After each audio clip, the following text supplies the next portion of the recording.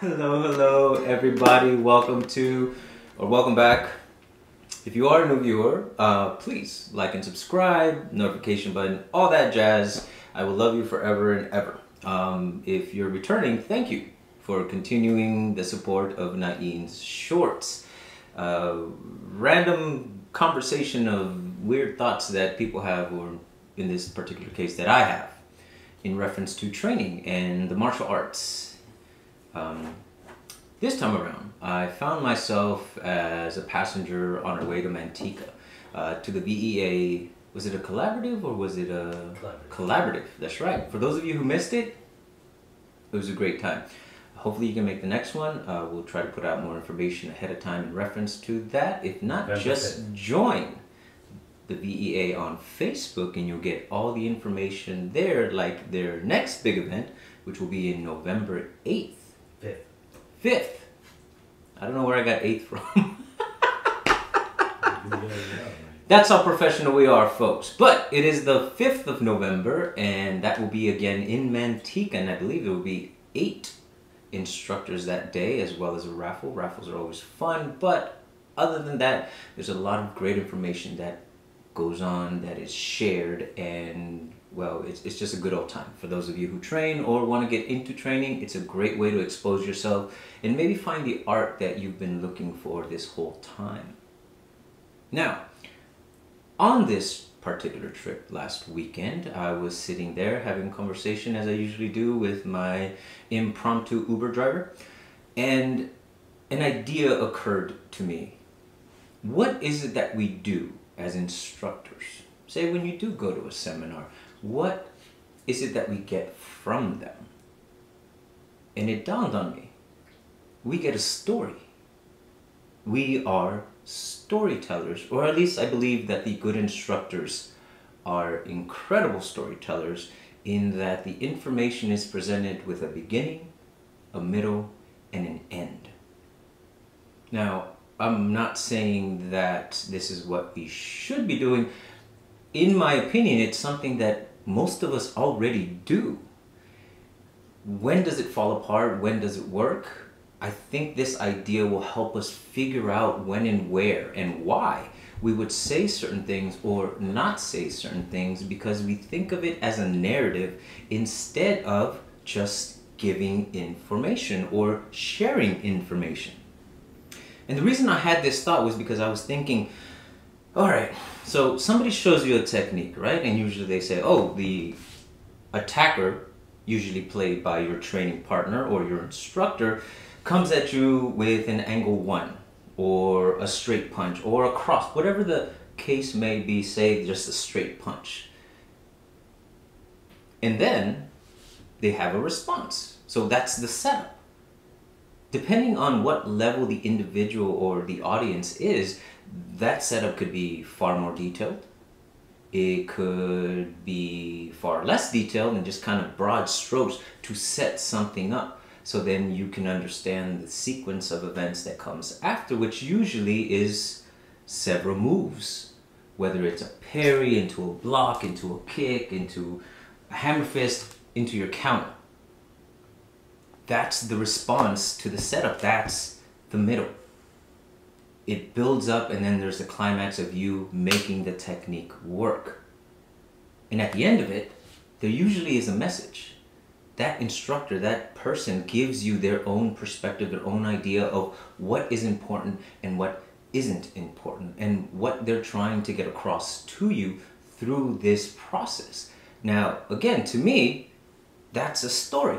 It's a simple story. It has a setup, it has the middle, and it has a conclusion to everything else that happened before it. And depending on the story being told, it could be expanded, it could be contracted. If you only have a few minutes, then it's a quick little snippet of a story.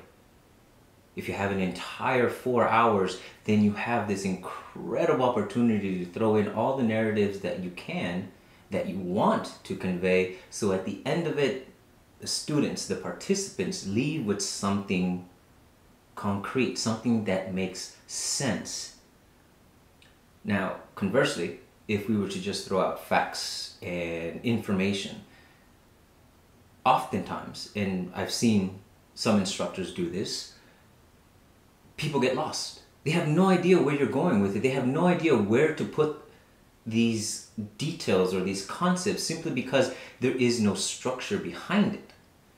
There is nowhere to, where do you begin, where do you end? It just kind of goes on and on and on and on and becomes a ramble or even a lecture.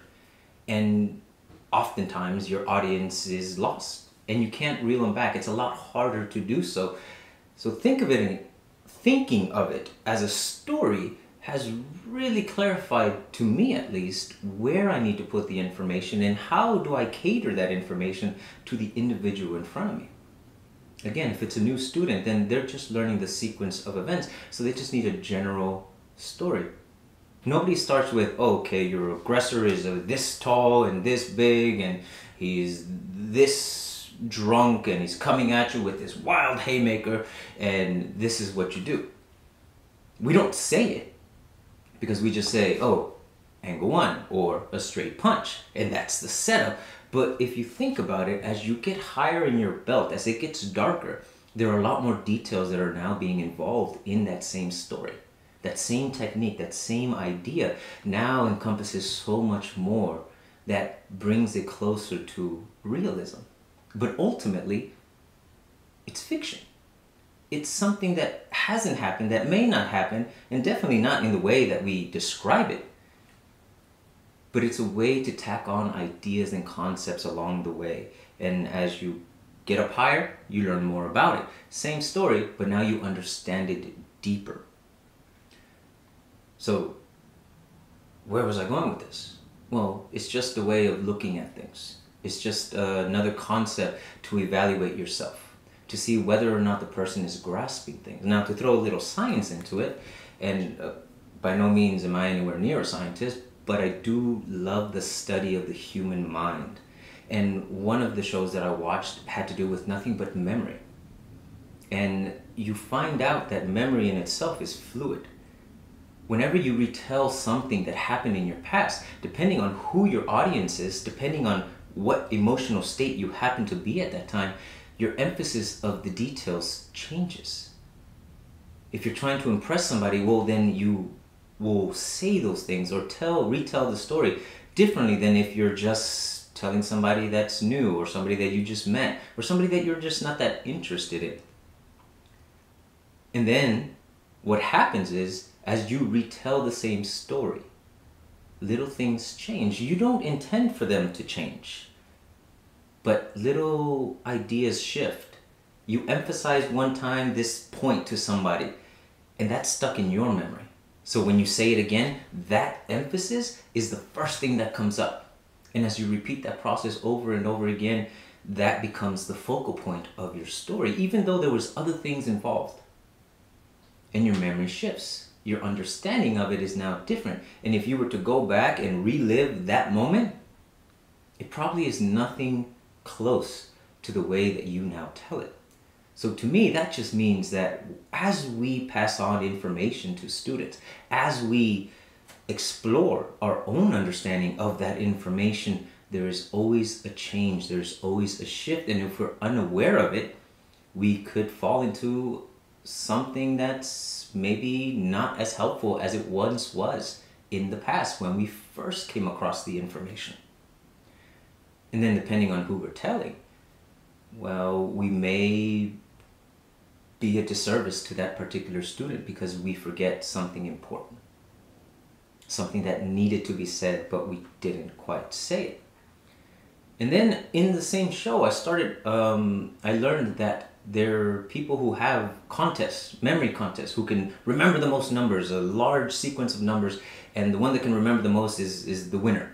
And the ranking champion in this particular event, I guess you can call it an event, described her technique in memorizing these numbers by converting the sequence into a simple story. Being able to tell information in a story format actually helps that individual remember the information that much more. And again, I wasn't thinking about this particular information at the time. It just happened to dawn on me that, hey, We're telling a story. Some guy comes and attacks you and you do this, this, and this, and at the end of it, you either finish the fight by disabling them or just subduing them, or if it's really a bad situation, you may have to take that person's life.